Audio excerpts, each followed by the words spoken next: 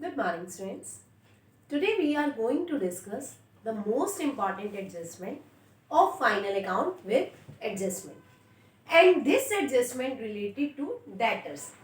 And keep it in mind, this adjustment will come definitely in exam because no question of final account is completed without the adjustment of debtors.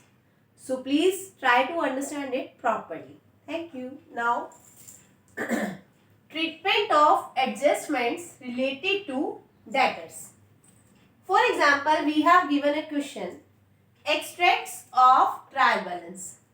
Bad debts are given 3600. It's just a statement.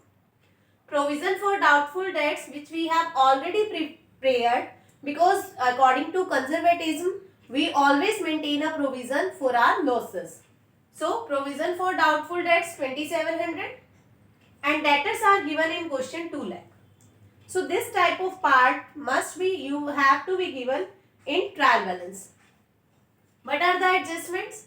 There can be maximum 3 adjustments related to debtors. The first is write off further bad debts 2000. It's not mandatory that all 3 will be given, but I am just telling you complete treatment.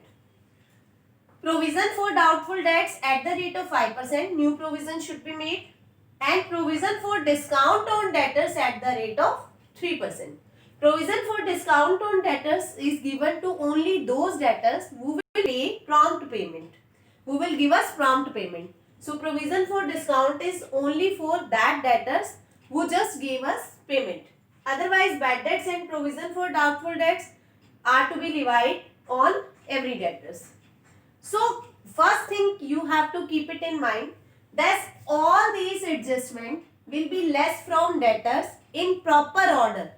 That means all of us, we have to less bad debts given in adjustment, because as we all know, the things given in trial balance have single treatment, but things given in adjustment have double treatment. So I am just telling you the double treatment. First, all these adjustments will be less from debtors, but in proper order. All of us less bad debts, then less provision for doubtful debts, and at last we have to less provision for discount on debtors, because it is to be levied on the debtors who gives prompt payment. So this should be at last, this should be the, it's not necessary that they are given in sequence in question. All of us, you have to arrange them in sequence. So, in balance sheet, first treatment less from debtors. Debtors given in question 2 lakh. So, they should be posted in asset side. All of us less further bad debts 2000. Remaining debtors are 1,98,000. So, we have to make a provision, new provision at the rate of 5% on 1,98,000. On 1,98,000, because there are also chances that there can also be doubtful debts from 1,98,000, because bad debts are already occurred na.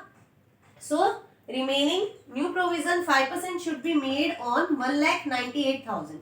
So 5% of 1,98,000 will be 9,900. Will be 9,900. So we should less 1,98,000 minus 9,900, that is 1,88,100. That is 1,88,100. So these are the debtors who will give us payment. So if you want prompt payment, then you have to give them provision for discount 3%. Provision for discount 3%. So provision for discount on debtors should be 1,88,100. So 3% of 1,88,100. That should be 5643. 3% of 1,88,100. Also less this amount. So remaining debtors who just give us payment and being our assets, they are 1,82,457. Again I am repeating, all of us less further bad debts given in adjustments, then less provision on remaining amount, and then less provision for discount on remaining amount. That's why I told you that they should be in proper sequence. We sometimes, what is the treatment in profit and loss account? So now you just have to compare the less amounts, first two less amounts, with old provisions. Old provision given in question 2700 and further bad debts are 2000 plus 9900. They are 11900 plus bad debts given in question 3600. 11,900 plus 3,600. That means it's more than 2,700. That means the total of these three items. I am not telling about provision for discount. We have we have double treatment of provision for discount, that less from debtors and in P&L debit side, because definitely if we are giving to discount to them, then it's a part of discount allowed.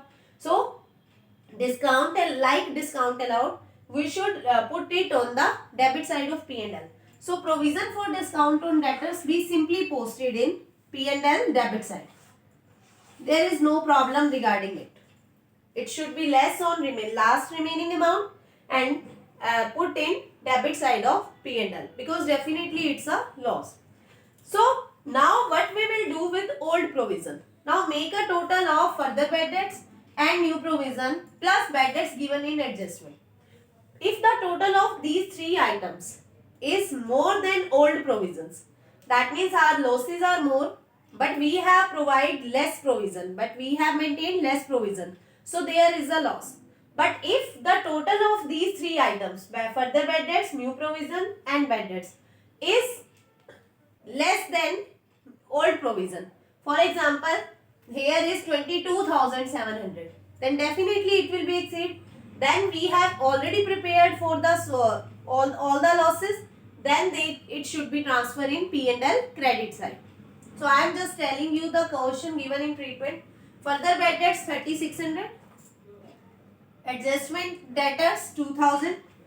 So total 5,600 bad debts plus new provision 9,900. So total is 15,500. Total is 15,500. But we have already provided 2,700. So that should be old provision given in question 7,500 given in question. Sorry. Old provision given in question 7,500. So it should be less from here. So remaining balance will be 8,000. Remaining balance will be 8,000. Again I am telling, all of us take bad debts of question. It should be passed in, just put it in debit side 3,600 plus adjustment bad debts 2,000. So total will be 5,600 less new provision 15,000, add new provision 9,900. Total will be 15,500 and less old provision 7,500. Now I am giving you one more example in this question. If this provision is in place of 7,500, it is 17,500. And as we all know, the total of bad debts, further bad debts and new provision, total of all these items is 15,500. Then all these will not be posted on this side. We will write it in this way. Old provision 17,500 less 15,500. 15,500. So balance will be 2,000. How we will get the total of 15,000? Just make a total in working notes. Bad debts plus further bad debts plus new provision. Make a total of them. If they are less than old provision, then they should be transferred in P&L credit side. I hope it's clear. Now, sometimes there can also be journal entries regarding these adjustments. So, what is the journal entries? All of us just keep it in mind that journal entries will be of adjustment only. So, first bad adjustment is related to bad debts. So, bad debts to debtors 2,000 as given in adjustment. Then we have to make a provision for doubtful debts. You have to do the calculation in working notes. So, provision for doubtful debts provision for doubtful debts to bad debts 9,900. Then in P&L we have put 8,000. P&L debit to provision for doubtful debts 8,000. And the last provision for discount, P&L debit to provision for doubtful debts, that is 56. Provision for discount on doubtful debts, that is 5643. There is no problem in this entry because this entry must be maintained regarding provision for discount and it has not any other use with related adjustment. So it should be just less from the last remaining amount. and entry will be P&L to provision for discount on doubtful debts. First, bad debts to debtors, because these bad debts reduce our debtors. So debtors have debit balance. If they are reducing, they should be credit. Similarly, provision for doubtful debts to debtors. Provision for doubtful debts to debtors 9900, because it's also decrease our debtors. Now, if we compare it with old provision, the balance is of loss is 8000. So P&L debit to provision for doubtful debts, that is 8000. Thank you.